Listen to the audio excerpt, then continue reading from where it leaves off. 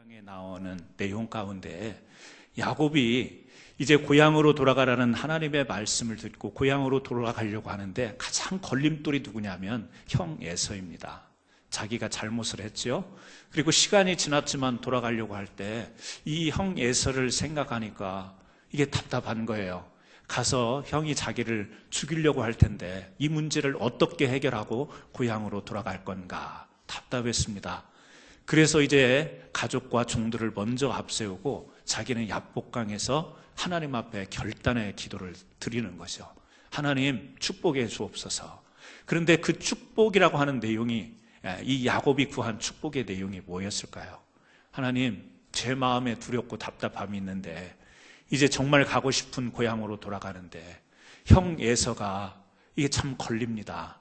이 문제를 해결해 주옵소서.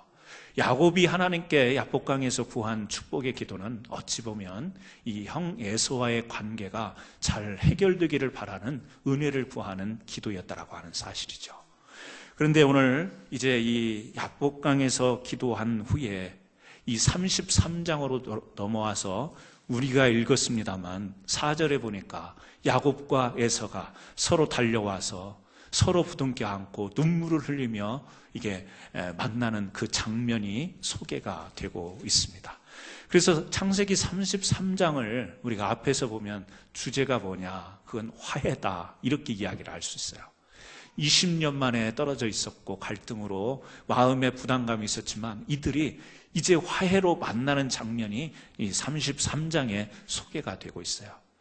그런데 저는 이 말씀을 계속해서 보다가 이 33장의 주제가 화해이긴 하지만 저는 오히려 이 화해를 이루게 한 그 근원이 무엇인가 여기에 더 마음이 자꾸 쏠리더라는 거예요. 그래서 보니까 이 화해를 이룬 데는 바로 야복강에서 야곱이 기도하였던 그 모습, 이 기도가 없었다면 이 화해가 결코 이루어질 수 없었겠다, 이런 생각을 하게 된 겁니다. 그래서요, 우리가 살아가다 보면 사람들 사이에 가장 아름다운 것이 무엇인가 여러 가지를 꼽을 수 있지만 사람은 이 화해하는 아름다움을 가진 존재다, 우리가 이렇게도 이야기할 수 있겠죠. 왜 그렇죠? 사람이 살아가다 보면 사람 사이에 꼬이는 문제들이 너무 많기 때문에 그렇습니다. 우리가 그냥 늘 이렇게 다성적으로 이야기하는 관계의 문제라고 하는데 이 관계라는 말로 우리는 너무 그렇게 쉽게 이야기할 수 없는 것이 사람들 사이에서 살아가는 이 서로 간에 주고받는 문제인 것이죠. 여러분에게도 아마 이 화해가 필요한 부분이 있을 수도 있겠습니다. 꼭 다른 사람과의 화해뿐만 아니라 신앙적으로는 하나님과의 화목이 필요하고 사랑과의 화해가 필요하고 어떤 때는 자기 자신과의 화해가 필요하기도 해요. 어떤 사람 보면 참 이해가 되지 않습니다. 왜냐하면요, 자기 자신이 너무 밉대요. 나는 제 자신이 싫어요. 나는 제 자신이 미워요. 그런 사람은 분명 자기 자신과 화해가 필요한 사람이죠. 꼭 어떤 상대적인 다른 사람과의 관계 속에서만 화해가 필요한 게 아니라 영적으로도 화해가 필요합니다. 내 자신 스스로에게도 화해가 필요한 것이고 더불어서 다른 사람과의 관계 속에서도 우리는 화해가 필요하죠. 그런데 화해라는 것이 그렇게 쉬운 게 아닙니다. 용서라고 하는 것은 일방적으로 할 수 있어요. 나 혼자서도 용서는 됩니다. 내 마음의 정리가 될 수는 있어요. 하지만 화해란 이것은 나 혼자만 가지고 될 수 있는 문제가 아니죠. 서로에게 쌍방이 같이 함께 마음을 열어놓게 될 때 화해가 될 수 있는 것입니다. 그렇기 때문에 내 마음 같아서는 화해하고 싶은데 상대방이 열려지지 않을 때 우리는 화해의 어려움을 겪죠. 서로 쌍방 간에 이루어져야 되기 때문에 그래서 화해하고 싶지만 어려운 것이고 화해라는 것이 참 글자로 보면 딱 두 자인데 그렇게 우리가 살아가면서 어려운 것일 수밖에 없다라는 것이죠. 그래서 오늘 정말 이런 우리가 살아가다 보면 화해가 필요할 텐데 화목이라는 표현도 괜찮겠고요. 화평이라는 것도 우리가 그렇게 표현도 해볼 수 있겠는데 정말 이것을 우리가 이루기 위해서 필요한 것은 무엇인가? 이 화해를 이루기 위해서 이 꼬여있던 문제들을 해결하기 위해서 필요한 것은 무엇이겠는가? 오늘 또 우리는 여지없이 그것은 기도를 통해서 가능하다, 야곱을 통해서 우리가 보게 되는 겁니다.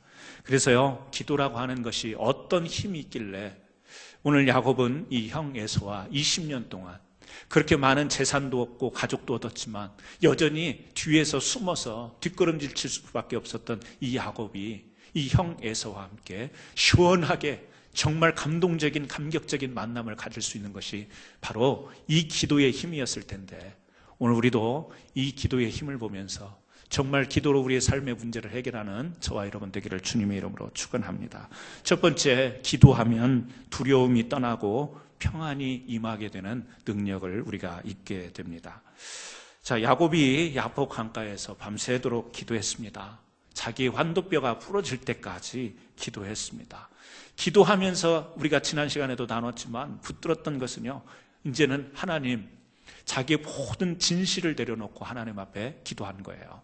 다시 말하면 기도하면서도 자기 계산이 따로 있었던, 기도하면서도 여전히 자기 계산이 깔려 있었던 이 야곱이 야복 강가에서는 어떤 기도로 변하냐면 솔직한 기도를 드리는 모습으로 우리가 변화된 것을 볼 수가 있습니다.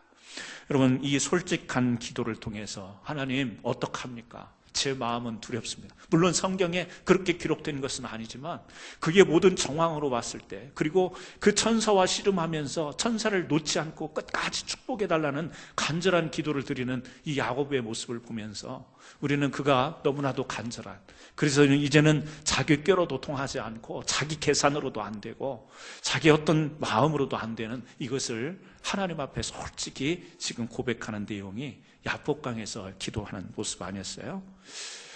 우리가 이 야복강에서 기도한 후에 야곱의 태도를 보게 되면 이제 다른 것을 우리가 보게 됩니다.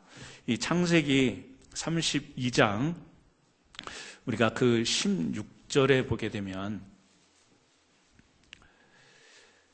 자기가 이제 고향으로 향하는 길에 짐승과 가족들, 종들을 때로 나눕니다. 그리고 먼저 가라고 이제 그들을 앞세워 보내요. 그리고 자기는 어떻게 하죠? 뒤에 갑니다. 뒤에 서 있습니다. 그 18절에도 이 야곱의 종들이 이제 에서 앞에 가서 하는 이야기예요. 뭐냐면 야곱도 우리 뒤에 있나이다 하라 하고, 이렇게 야곱이 이제 시키는 거죠, 종들에게. 그래서 이 종들이 야곱에게, 그 에서에게 가서 야곱이 어딨냐라고 만약에 물으면 우리 뒤에 있다, 그렇게 이야기하라고 지금 야곱이 시키는 거죠. 이 말씀으로 정황으로 볼 때 야곱은 두려움이 있는 거예요. 그래서 자기가 당당하게 이 많은 가족들, 짐승들이 있지만 가장 앞서 나가지 못하고 두려운 마음과 답답한 마음에 형 에서가 나를 보면 지금 그동안에 20년 동안 벼르고 있다가 나를 만나는 순간 나를 해치려고 하지 않을까, 이것 때문에요 제일 뒷선에 있습니다. 그런데 그 뒤에 야복강의 기도가 나오죠. 그리고 이 야복강의 기도 뒤에 오늘 우리가 읽었던 33장 3절 보세요. 같이 한번 읽을까요? 창세기 33장 3절. 자기는 그들 앞에 나아가되 몸을 7번 땅에 굽히며, 거기까지만 보겠습니다. 자, 여기서도 보면요, 지금 종들과 그 자식들을 앞서 보냅니다. 그리고 레아와 자식들을 그에 앞서 보내고, 그 다음은 자기가 아끼는 부인 라헬과 요셉을 세 번째로 보냅니다. 이 순서가 있죠. 앞에 선 순서가 있습니다. 그리고는 그들 제일 앞에 자기가 나서서 이제 그 에서에게 나갑니다. 아무것도 아닌 것 같지만 32장의 이 야곱의 위치와 33장의 야곱의 위치가 달라져 있습니다. 32장에서는요, 두려움 때문에 종들과 가족들을 먼저 앞에 보고 자기는 제일 뒤에 있습니다. 근데 33장에 보니까 이제는요, 기도한 후에는 가족들을 순서를 정하긴 하지만 종들에게 이렇게 서 있는 자리를 정하긴 하지만 자기가 제일 앞에 나가게 되는 모습이에요. 여러분, 기도 사이에 두고 삶에 그리고 서 있는 자리가 달라진 야곱을 우리가 보게 됩니다. 앞에 섰다라는 건 뭐죠? 이제는 그 두려움이 내려졌다라는 이야기예요. 두려움 때문에 뒷걸음질 칠 수밖에 없어요. 주저주저 할 수밖에 없어요. 그런데 제일 앞장섰다라는 것은 이제 그 두려움이 사라졌다라는 거예요. 왜요? 왜 그랬죠? 야복강에서 하나님 앞에 정직과 솔직으로 이제는 내 힘으로 안 됩니다. 하나님 나를 축복해 주십시오. 이렇게 기도한 뒤에 하나님의 축복을 받고 난 뒤에 그 마음에 평안이 임했기 때문에 그렇게 된 거죠. 여러분, 그렇습니다. 두려움이 있지만 평안이 되면 우리가 살아가는 삶의 자리가 달라지는 거예요. 우리가 서는 위치가 달라져 버리는 거예요. 기도의 힘은 뭐냐? 하나님이 우리에게 주시는 참된 평안이 임하는 복이다. 여러분, 그래서 우리가 오늘 또 야곱을 통해서 보지만 기도는 어떤 모습으로 기도해야 하느냐? 첫째, 솔직하고 정직한 모습으로 우리는 기도해야 되는 것이죠. 기도를 하지만 정말 우리의 마음 깊은 곳에 숨겨져 있는 것을 끌어내지 못하고 입술에서만 맴맴 도는 그런 기도를 들을 때가 우리가 있죠.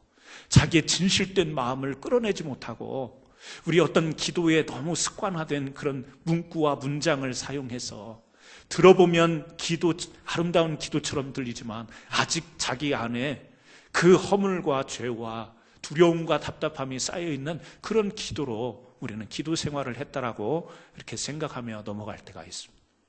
기도는요, 오늘 솔직해야 될 줄 믿습니다. 천사와 씨름할 때 놓지 않고 하나님 나를 축복해 주옵소서.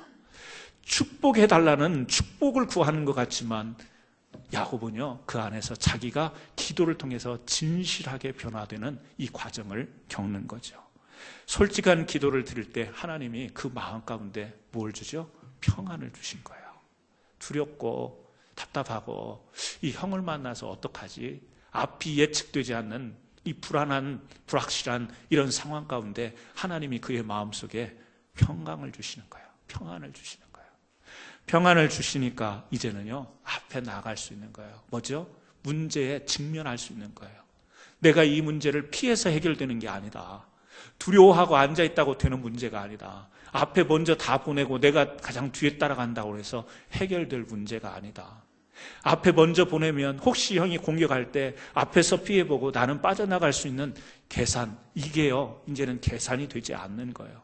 당하더라도, 내가 죽더라도, 내가 어떤 일을 당하더라도 이제는 형 앞에 진실되게 나가서 미안하다고 고백을 해야지. 이 마음이 기도 가운데 주어지니까 평안이 임한 거죠.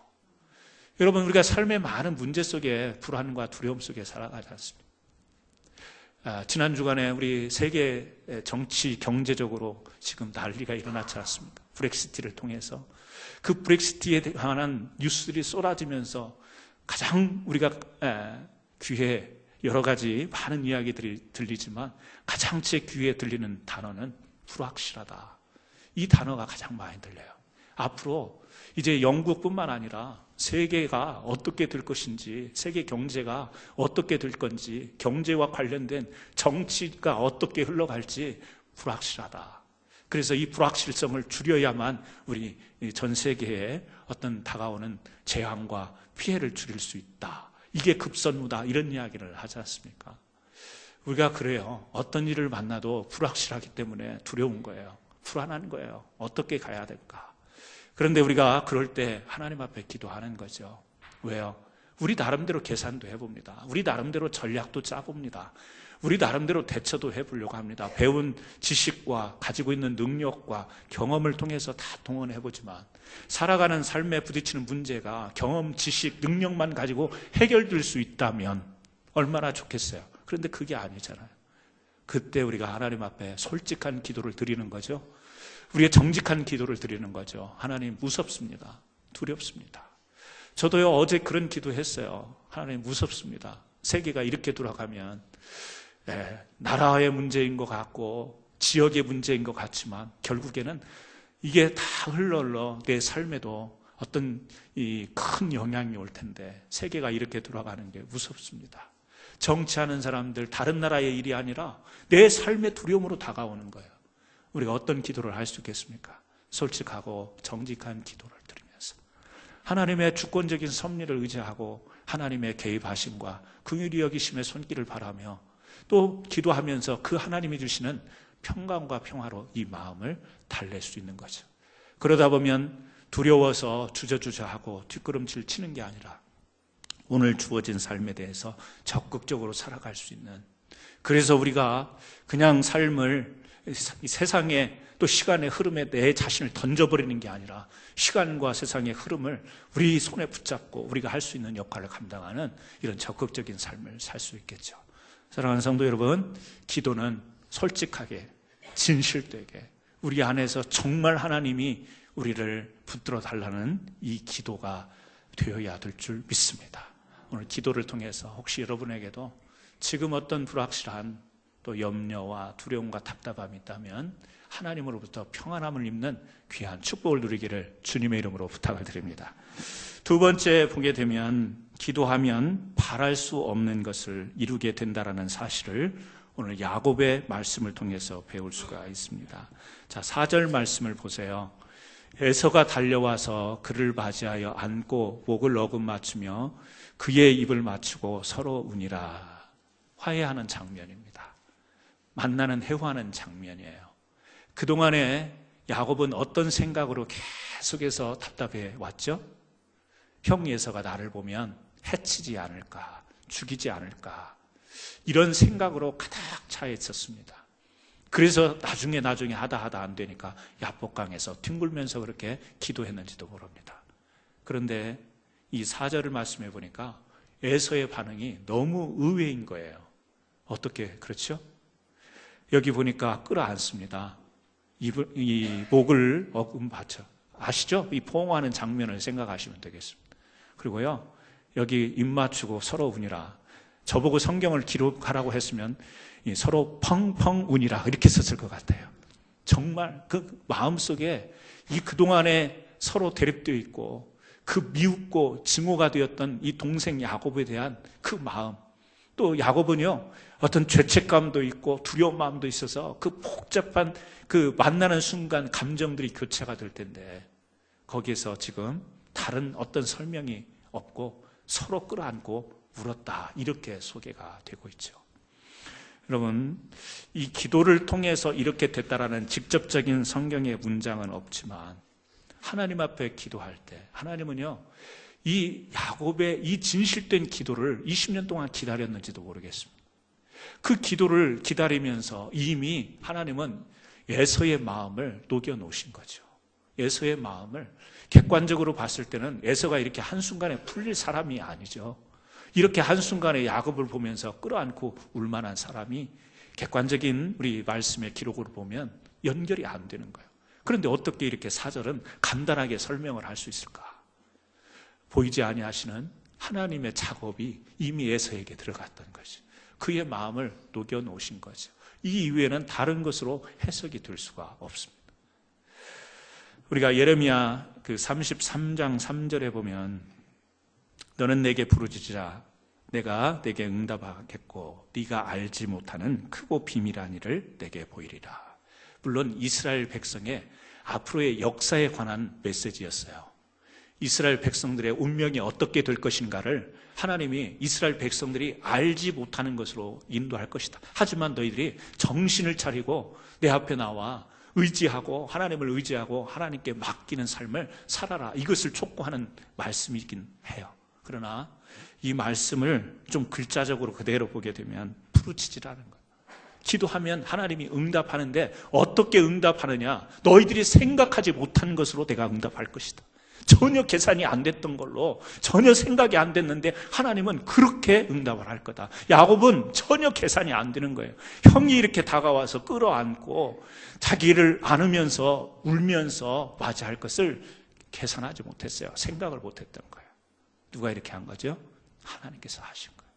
야곱의 그동안에 하나님을 의지하고 하나님의 길을 가는 것 같으면서도 자기 길로 자기 계획으로 자기 꾀로 살아갔던 야곱에게 진실을 고백하고 솔직함으로 자신을 내려놓게 한 뒤에 이제 형 에서의 마음을 전혀 야곱이 생각하지 못한 비밀한 모습으로 지금 마주 대하도록 만드는 것을 볼 수가 있습니다. 여러분, 자기네들끼리 화해하는 것 같지만 하나님이 이들을 화해시키는 것을 볼 수 있죠. 내가 화해해야지 우리는 의지적 결단으로 시작은 하지만 그 배후에 하나님이 도와주시지 않으면 화해하려고 했다가 더 꼬이는 문제가 발생하는 게 사람과의 관계입니다.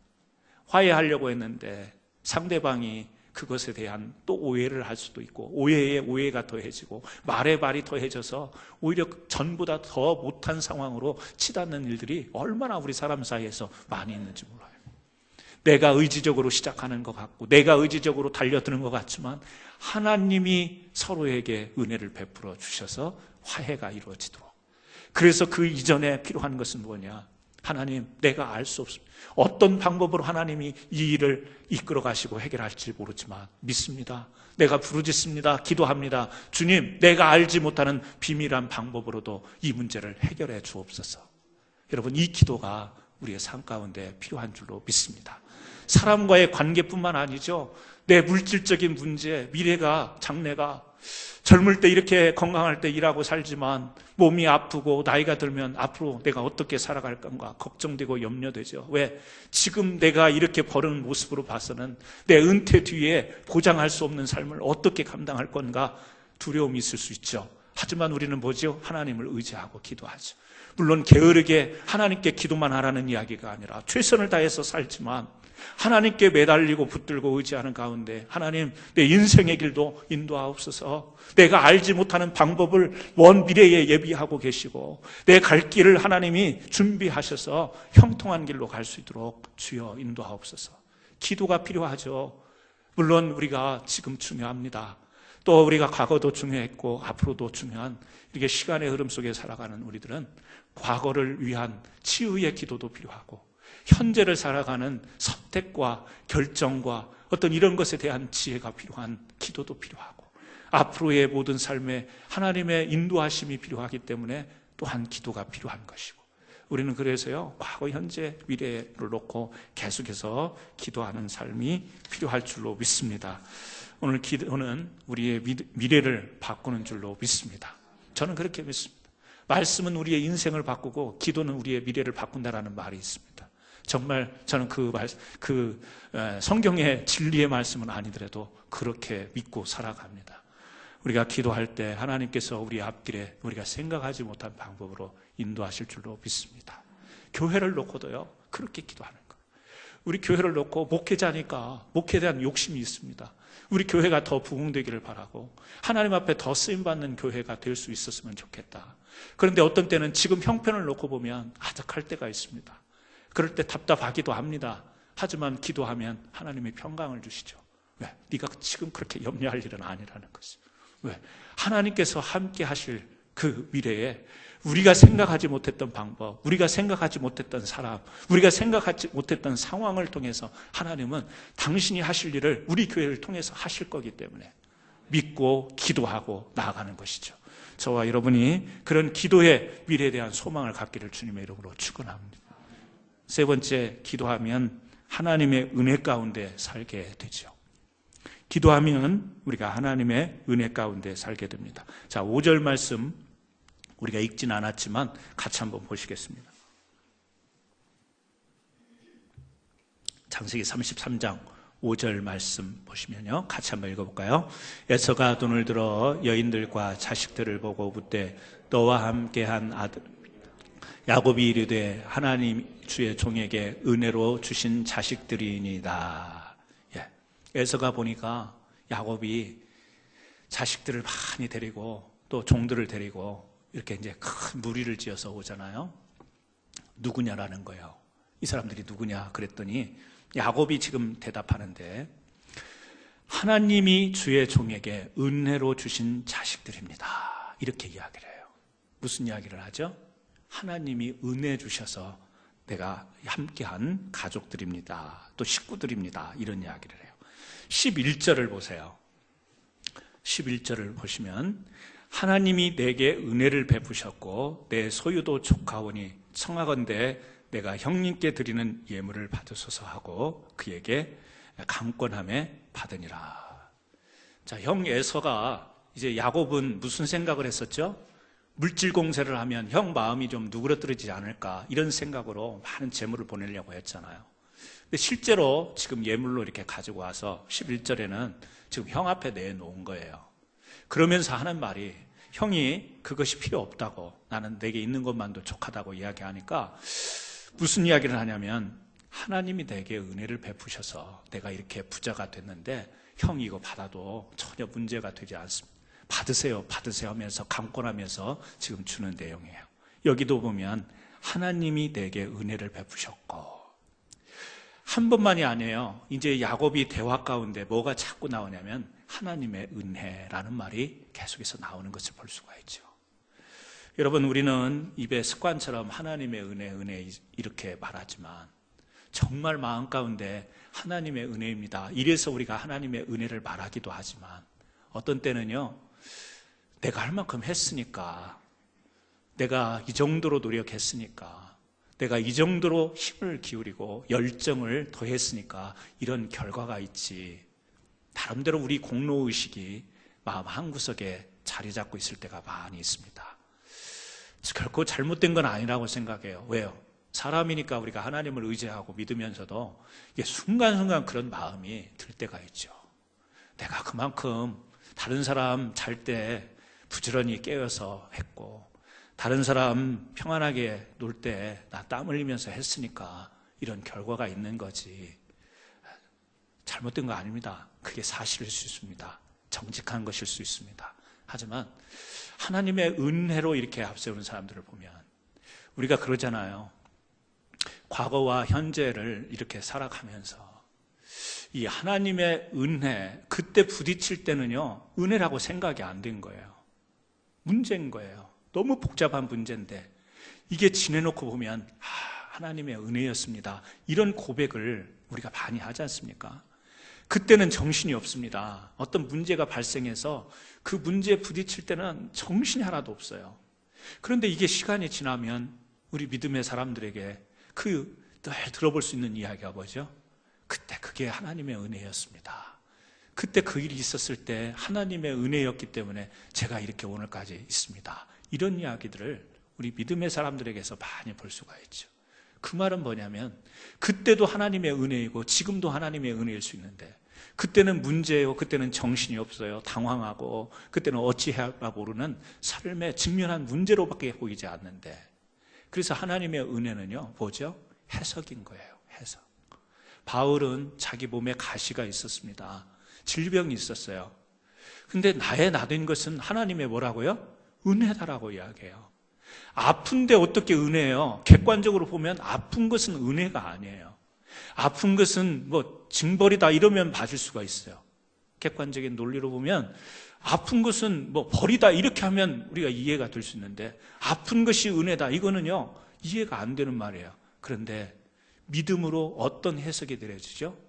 나의 가시가 은혜입니다. 바울이 자기를 해석하는 거예요. 자기의 육신의 질병인 가시를 놓고 그것을 어떻게 해석하느냐, 이건 질병이다, 이거는 징계다, 벌이다 이렇게 해석하지 않고 하나님의 은혜다. 근데 실제 하나님의 은혜이죠. 그를 겸손하게 만들었고, 그가 비록 순교하지만 하나님의 복음을 위해 살다가 갈 수 있는, 이 땅에서 하나님이 주신 사명을 잘 감당하는 축복의 삶을 산 거죠. 여러분, 그렇습니다. 우리에게도 하나님의 은혜가 있어요. 근데 그 하나님의 은혜를 은혜되지 못하는 것은 우리가 그런 해석을 내릴 만한 능력을 갖지 못할 때가 있기 때문에 그렇습니다. 그래서 우리는 과거도 하나님의 은혜로 해석하고 지금도 하나님의 은혜로 해석해야 되는 거예요. 이 과거를 은혜로 해석하지 못하는 사람들은 병으로 끌어안고 살아가는 거예요. 과거 때문에 자신의 삶을 한으로 살아가는 사람, 한으로 마치는 사람들이 있죠. 과거의 문제를 하나님의 은혜로 해결하지 못하고 평생을 원수 삼다가 해결하지 못하고 화해하지 못하고 죽는 사람들이 있습니다. 왜요? 과거를 은혜로 받아들이지 못하기 때문에요. 과거를 계속 문제로 나는 붙들고 있기 때문에 이 과거가 오늘 현재를 살아가는 나에게 도움이 되지 못하는 거예요. 그래서 여러분, 과거의 어떤 일로 인하여서 여러분들의 현재에 꼬여있는 문제가 있다면 하나님의 은혜로 해석하시고 하나님의 은혜로 기도하면서 이 문제를 평안하게 해결하시기를 주님의 이름으로 축원합니다. 지내놓고 보면 다 은혜라니까요. 지금 이 순간도 하나님의 은혜로 살고 있어요. 스펜서 존슨이라고 하는 사람이 더 프레젠트라는 책을 썼죠. 선물이라는 책을 썼습니다. 이 책은 어린 아이부터 성인이 되기까지 한 사람이 살아가면서 그 사람의 인생 가운데 가장 큰 선물은 뭐냐, 이것을 이야기하는 책인데요. 그게 뭐냐? 큰 선물. 가장 인생에 있어서 어려서부터 성인에 이르기까지 살아가면서 가장 사람들에게 큰 선물이 뭐냐? 그게 뭐냐? 그랬더니 이 사람은 어떻게 대답을 하죠? 프레젠트다. 뭐예요? 명사로 보면 이 선물이라고 하는 이 프레젠트가 현재라고 하는 명사로도 쓰이는 거죠. 인생에 있어서 가장 큰 선물은 현재다. 지금이다. 지금 이 순간이 하나님이 우리에게 주신 선물인 거예요. 지금 이 순간을 우리가 평화와 평안과 화해로 살아가야 되는 거예요. 그러기 위해서는 과거의 문제도 하나님의 은혜로 우리가 잘 해석하고 비록 그렇게 꼬이는 문제, 어려움의 문제가 있었지만 이 문제를 통해서 하나님은 나를 이렇게 생각하시고 내 인생의 방향을 이렇게 정하시고 사랑과의 관계 속에서 이런 것은 이런 것이구나 라고 우리 자신을 한번 정리해가면서 갈 수 있는 은혜의 바로 필요한 도구가 될 수 있다는 거죠. 여러분, 오늘을 살아가면서 재미없습니다. 지긋지긋합니다. 왜요? 지난 날을 생각하니까 재밌었던 게 하나도 없는 거예요. 남편과의 삶이 행복하십니까? 부인과의 삶이 행복하십니까? 질문조차 못하게 막 화를 내는 사람이 있어요. 무슨 그런 질문을, 짜증나는 질문을 하냐고. 더 이상 이야기를 뭐예요? 과거를 생각하면 저 남편과의 삶이 지긋지긋하다는 거예요. 저 옆에 나와 사는 것이 지긋지긋하다는 거예요. 왜 그렇게 살아요? 왜 지금 그래야 돼요? 물론 과거에 그런 일들을 한두 번 겪지 않는 사람이 어디 있어요? 다투기도 하고 싸우기도 하는 것이. 그런데 현재, 과거에 그런 일이 있었지만 생각 하나님의 은혜 앞에서 기도하면서 나를 정리해보면 내가 실수할 수도 있고 상대방이 실수도 할 수 있었지만 그런 게 또 살아오는 삶의 과정이 아닌가. 현재 과거를 은혜로 해석하면 현재요, 지긋지긋한 이야기가 없는 거예요. 우리에게 짜증나는 것이 없는 거예요. 그런데 대부분 사람들을 보면 과거에 한두 가지가 아니라 수많은 갈고리에 이게 걸쳐 있어서 오늘 생각하고 이름만 들어도 어떤 사건만 봐도 옛 생각이 나서 평안하지 못하는. 왜요? 하나님은 우리에게 지금이라고 하는 선물을 주셨는데 왜 우리는 그렇게 지긋지긋하게 살아가십니까? 오늘 여러분 하나님 앞에 기도하면서 하나님의 은혜를 구하시기 바랍니다. 하나님, 제 생각도 제 마음도 제 모든 것도 하나님 참된 평강으로 인도해 주옵소서. 여러분, 저는 오늘 야곱이 보면서 이 기도, 야복강의 축복을 달라는 기도가 너무 중요한 기도였다, 이 생각을 하게 되는 거예요.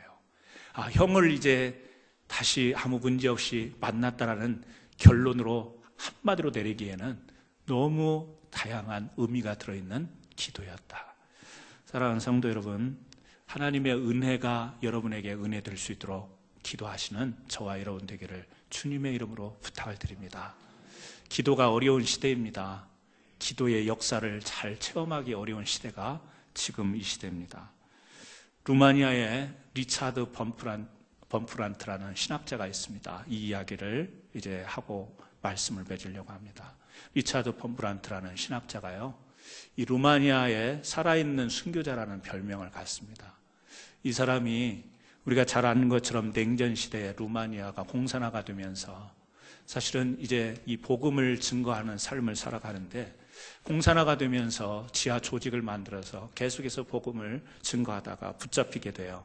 1948년에 붙잡혀서 이 사람이 감옥에 갇혀 15년 동안 감옥 생활을 합니다. 지하 감방에 갇혀서 아무것도 볼 수가 없습니다. 바깥 세상을 볼 수도 없고 그 안에 어떤 글이라는 것을 넣어주지를 않습니다. 학자이기 때문에 글을 보고 또 생각하고 연구하고 이러던 사람이 전혀 글을 읽을 수가 없습니다. 그런데 거기에다가 이 사람의 정신세계를 파괴하려고, 범브란트의 이 신학자의 정신세계를 파괴하려고 그 숲에다가 마약을 타서 공급을 하는 거예요. 감옥에서.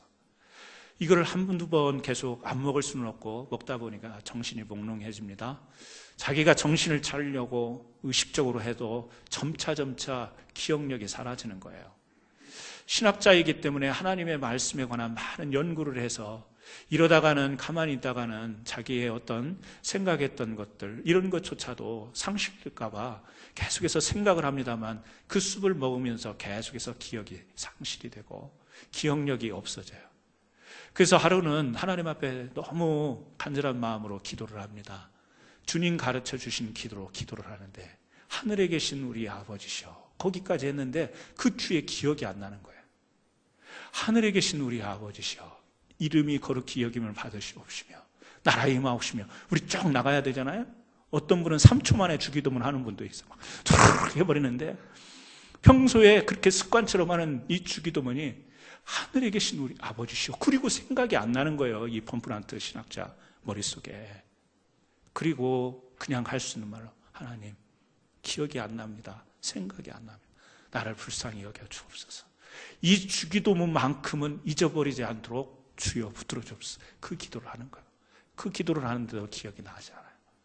이제 시간이 지나서 이 사람이 이제 석방을 앞두고 서서히 제대로 된 음식을 공급을 받고 다시 이제 감옥에서 나와서 정상적으로 이제 활동을 하게 됩니다.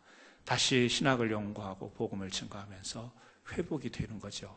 그리고 나서 간증하고 글을 쓴 내용이 이 내용이에요. 그러면서 기억이 돌아와서 하늘에 계신 우리 아버지 이름이 거룩히 여김을 받으시옵소서.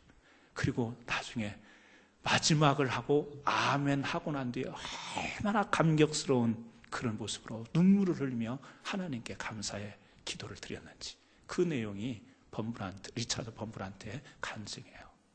여러분 우리 주기도문 할 때 어떤 때 아무 생각 없이 할 때도 있잖아요. 근데 주기도문 하나를 하고 펑펑 울면서 하나님께 감사할 수 있는 상황이 어떤 사람에게는 있었던 거예요. 여러분 기도가 우리에게 얼마나 자유롭게 할 수 있는 이런 우리에게 이 환경 속에서 얼마나 마음껏 자유롭게 기도할 수 있어요. 주기도문 저는 심지어 그런 분도 봤습니다. 새벽 제단에 나와서 하나님 아버지 우리 아들을 위해서 기도합니다. 하늘에 계신 우리 아버지시여 이름이 그렇게 우리 며느리를 위해서 기도합니다. 주기도문을요 가족 식구들마다 하는 그런 분도 봤어요. 우리가 그거에 대해서 뭐라고 할 수는 없지만 마음대로 하고 싶을 때 원하는 때 아무렇게나 표현하면서 기도할 수 있는 이 기도의 자유함이 우리가 있는데 여러분 어떤 사람은 오늘 기억력이 없어서 어떤 사람은 핍박을 받으면서 어떤 사람은 정말 영적으로 무디어져서 영적으로 무너져서 어떤 사람은 너무 믿음의 타성이 젖어서 우리가 기도를 드리지 못하는 믿음이 없어서만 기도를 못하는 게 아니라 믿음이 있는데도 너무 습관과 타성에 젖어서 기도하지 못하는 시대가 오늘 이 시대입니다. 사랑하는 성도 여러분 우리가 잃어버렸던 기도를 회복했으면 좋겠습니다. 잃어버렸던 기도를 회복하다 보면 두려움과 떨림 가운데서 답답한 가운데서 참된 평안을 얻고 우리의 문제를 피하려고만 하고 우리의 경험으로만 실력으로만 해결하려고 하던 것을 주님의 도우심을 통해서 우리가 앞장서서 담대하게 나가 해결할 수 있을 뿐 아니라 하나님의 은혜로 알고 과거와 현재와 우리의 미래를 하나님의 은혜 속에 살아갑니다. 이런 고백으로 신학의 참된 풍요로움으로 살아가는 저와 여러분이 될 줄로 믿습니다. 기도에 승리하는 저와 여러분 되기를 주님의 이름으로 축원합니다. 하나님 아버지 감사합니다. 오늘 창세기 33장을 통해서